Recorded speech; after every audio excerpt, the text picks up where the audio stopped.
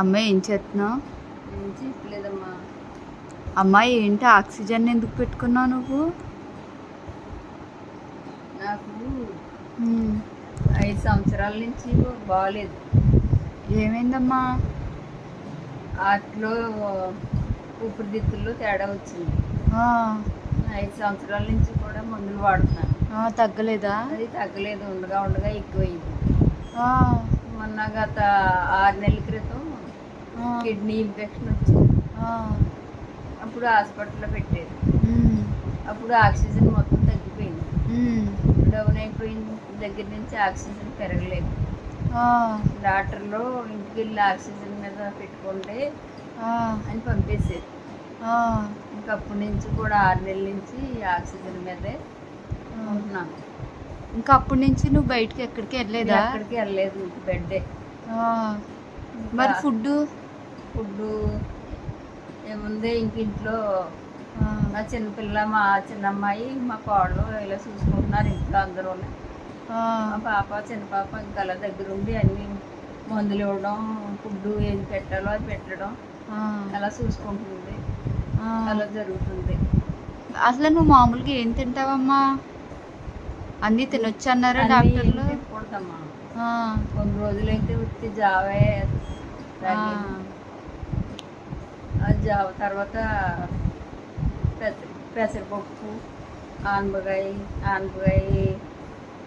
ఎప్పుడు అలాగా చప్పుడుగా వేయకుండా అలా పచ్చిగా పెట్టివ్వండి.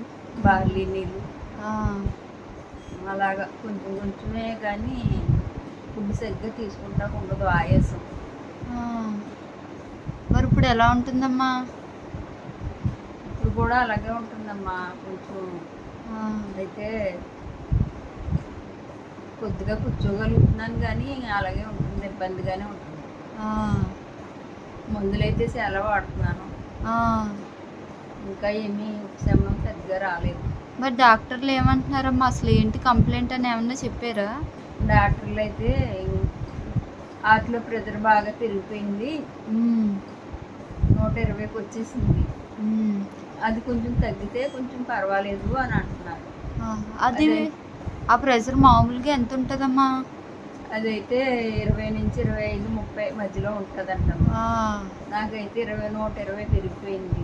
100% ఎక్కువ పెరిగిపోయింది. దానివల్ల నాకు వాటిలో కుదురు ఉండదు, గుండెల్లో కంగారు, దుడుకు, భయము, ఒక రకమైన అలసట. ఇంకా మనుషులతో ఎవరైనా మనుషుల దగ్గర ఉంటే కొంచెం బాగుంటాను, ఎవరు లేకపోతే ఇంకా భయం, భీతి వచ్చారు. నీతో ఎప్పుడు ఎవరో ఒకళ్ళు ఉండాలి. అదేనా అన్ని సమయాల్లో ఒక రకంగా ఉండలేను. ఒక్కో సమయంలో ఏడుపు వచ్చేస్తుంది, ఒక్కో సమయంలో నాకు తెలియకుండానే బాధ వచ్చేస్తుంది. అది సంతోషంగా అయితే అసలు ఉండలేను నేను. ఆ ప్రెజర్ ఎక్కువైపోయినప్పుడు అసలు సంతోషం ఉండదు.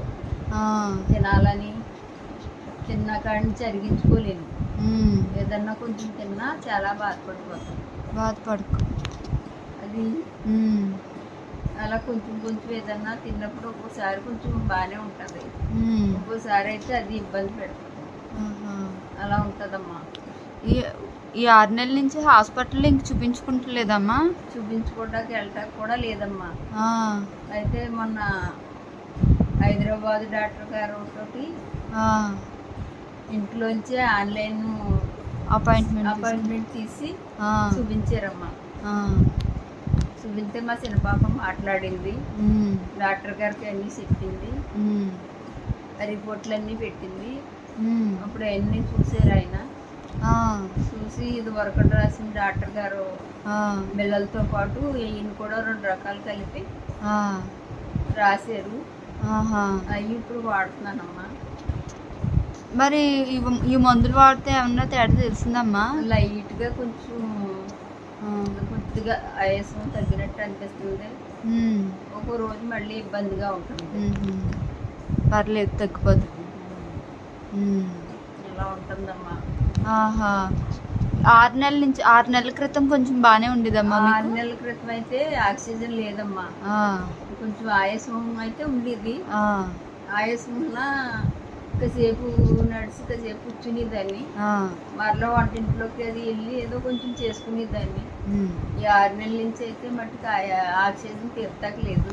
ఉమ్. నేను చాలా ఇబ్బందిగా ఉన్నాను.